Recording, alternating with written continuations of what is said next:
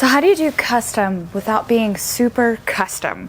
Our most recent project with Mike Linner's 2020 Challenger was just this. He came to us last fall and was like, hey guys, I really want a fat front tire kit, but I want it to look stock. First your brain's like, huh?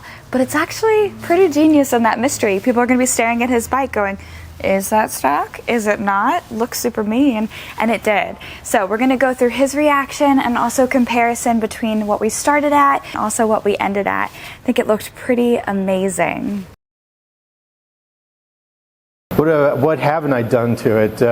This started life as a 2020 Challenger bagger, so it's got full Indian Stage 2 upgrade. Now it's got Lloyd'z software, it's got the rear, it's got the armrest for my wife. She wanted to ride on a motorcycle, but she didn't want to ride on our dual sport. I wonder why. Who wants to sit up on the back of a dual sport small seat? But anyways, so this go around though, we did, well, I think we're done now. We did the fat front tire kit, which thank you for Amanda working with me on this. This was a bit of a process. We started this last fall to figure out who and what could come up with the parts and the things we needed, and then Lloyd'z came together with it, and what you see is the final product, and it turned out awesome.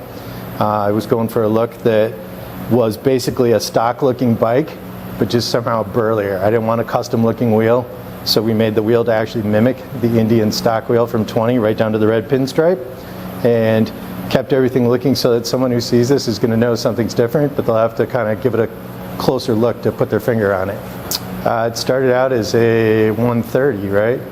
And so that's 3 inches, and then it went to a 180, so about 5 inches. So this is a lot wider. Now because this was a 180 fat front tire kit, we did need a custom fender for it. Tim is creating, and they are on the way, his 160 fat front tire kits for Challenger, and we have a bracket by Lloyd'z where you can use your stock fender with it, but that's only for the 160. If you want to do it, reach out to Matt here at the shop. It's matt@stpaulindian.com, and we can get yours started.